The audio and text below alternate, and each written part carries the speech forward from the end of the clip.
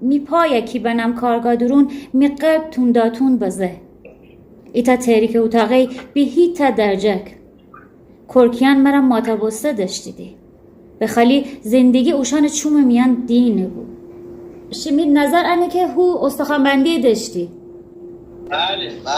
بله او چارچوب میان بو ستم بو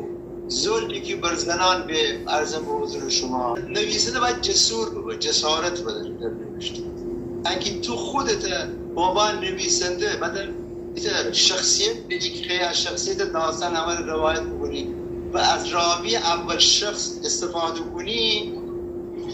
داستان طوری مسائل بزنه رایه که خیلی به اصطلاح جامعه میان خط غرمزه خیلی خوبه وقتی خودش نه بجای اون شخصیتی که ناهنجارین دچار بسته و باعث موسی که مثلا جامعه را ستم بکنه و جسارت کنید اون نویسنده میگه از به اصطلاح زاویه دید اول شخص ایدی اجور روایتنه شمی نظرت خیلی مرا ارزشمنده هی سعی کنم یعنی حق سعی کنم که بهتر بینویسم یعنی من خیلی خوشحال بودم که شمی نظرات چه شما چه زکم بیشتره